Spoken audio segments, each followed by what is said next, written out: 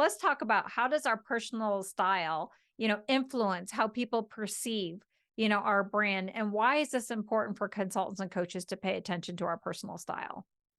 Well, I think the first thing is how it affects you, because how you show up in the world is really what matters. So before you even think about potential clients or going to the networking event, you think about how you feel about how you're presenting yourself to the world. And you're so uncomfortable.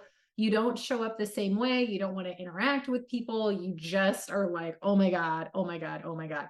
And then you contrast that with a time where you're like, this is me. This is like 1,000% me. I love this. I feel great. And the way that you present yourself to the world, the way you come in with confidence, you feel more relaxed. It's because you know that you're showing your authentic self to the world. And that is the most important thing. So before even figuring out, should you pair this with this or whatever, you should only have things in your closet that really feel authentically you. And that is going to help you show up in the world in a very different way. You're making me think of my first grade self. So when I was in first grade, my mom picked out my outfit, and I remember this outfit so well. It was like a turtleneck dress. It was like a Ronald McDonald red with Ronald McDonald like pink, yellow stripes. And I hated this dress. I hated this dress so much.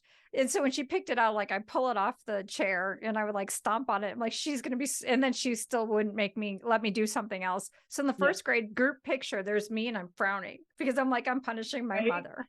I ruined the picture for the entire first grade class, but that is such a good reminder because I did not want to show up in a picture wearing this awful dress, this stupid Yeah. Ronald McDonald dress. I still hate it. I want to talk to my mother about it when I'm done with this interview.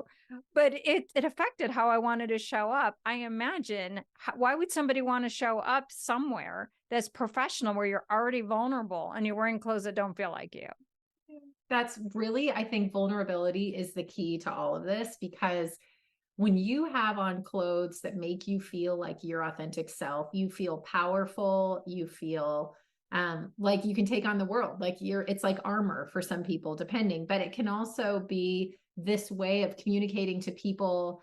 Am I approachable? Am I intimidating? Like, what's the vibe that I'm trying to give off to the world? And I think it's really important to think about that on a personal level and your personal brand, right? But if you're a business owner or a coach or a consultant, it's a totally different universe. Like you're at the next level of, do you fit into this peer group or not? And like, that's pretty clear from the get-go, is if you feel like you belong in this space, and your clothes can help communicate if you do, or if you're someone like, think of it as two examples. So here, I'm in Seattle, and tech is ubiquitous.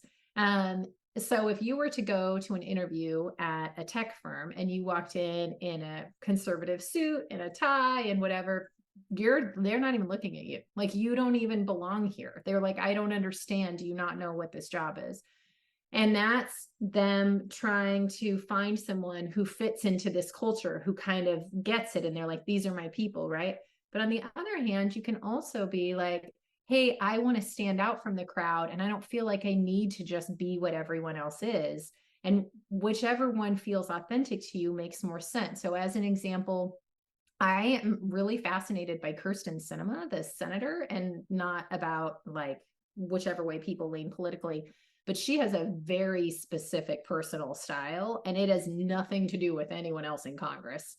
And if you don't know anything else about her, her style is memorable. You don't forget her. And she definitely is communicating to the world that she does not go with the pack. And she is not afraid to stand out. She's not afraid to be her own person. And then when you look at her politics, that's exactly how she is. So she's communicating that. If you didn't know anything about politics at all and you just saw a picture of 6 senators, you'd be like, whoa, what's going on with this lady? And then when you find out that she votes differently than other people, it aligns. So when you think about your personal brand and your style, you want your pieces to feel authentic to you. So it would be crazy if Kirsten Sinema was wearing these clothes and she didn't feel good in them. But if those are the clothes that make her feel confident and she's simultaneously communicating that she is off the beaten path, that's kind of where you're looking. So I like what you're saying is that you dress like you and you're in alignment, and you have to trust that however you're showing up is what the client needs.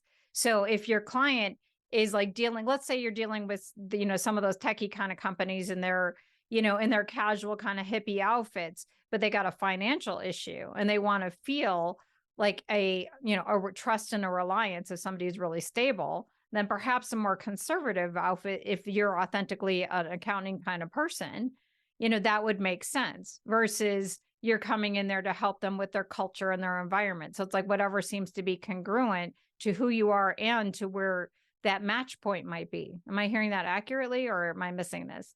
I think it's, well, I may not have done an excellent job of explaining it. One, either way, you make sure that you are being the authentic person that you are. But then simultaneously, if you're trying to be a part of a community or fit into a tribe or whatever, you want to make sure that what you're wearing makes sense with that community and is congruent in some way where they don't just automatically think you're not our people.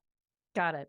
So with some of the bad advice I got when I was a new business owner is they were like, okay, wherever you go, you just go like 2 clicks ahead of like more formal. So if everybody's in, like casual, then you should wear a jacket. And if everybody's wearing a jacket, then you wear a tie, like that kind of thing. And my feeling was different, is like, well, whatever they're wearing, I'm wearing, because I don't want to create that distinction. But maybe in some cases somebody does, but that was never my values. I don't want to create that distinction. Right. I'm totally in alignment with you there. So it's because you're trying to show, are you approachable? In which case, what you're saying is, yeah, I want to wear what they're wearing, so I feel approachable. Or are you trying to be like aspirational? Or are you trying to be intimidating? Where they're like, to your question earlier, they need a CEO and they want someone who comes in and is kind of intimidating and they feel like, okay, that's the vibe we're looking for a CEO. Okay. But it's, which one are you trying to be? What makes sense for you? And I think it's important to just know who you are, but also come into that role in a way that feels good. So what you were just saying with clients, like as an example, when I was researching what other personal stylists did before I started this business, I researched all these people and I asked everyone I knew, do you know anyone who's used a personal stylist? And then I interviewed all those people. What was it like? What did you not like? What did you wish she had done, et cetera, et cetera. And one of the people said, she came in here with like 4-inch heels. And I was just like, what? Because they're like, that doesn't relate to my life. I have a 2-year-old child. I'm never going to wear those clothes. And so from that potential client's perspective, she was looking at this person being like, you're out of touch with my life. You don't know, how can you possibly relate to my problem and help me solve it and empathize with me because you don't understand. And like, for me, one of the greatest selling points that I had out of the gate as a stylist is that most stylists come up through fashion.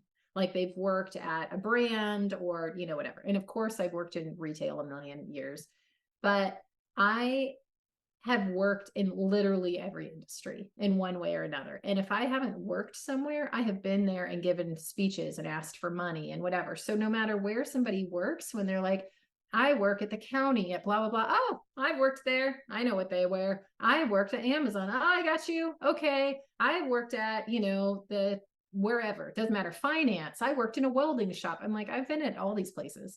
And so I understand what people wear in those spaces so that when I'm picking out clothes for someone, I'm picking out clothes that people actually wear in their office, but a level up, like the coolest looking person in that office, but still in that office, not just like in a totally different universe. And so something that worked really well for me was that I was communicating all of that really easily because I was familiar with all of it. Whereas another stylist coming up through fashion is like, this is what people wear in this industry. And it's like, no, it's not. That's what the fashion magazine tells you they wear, but we're in real life here.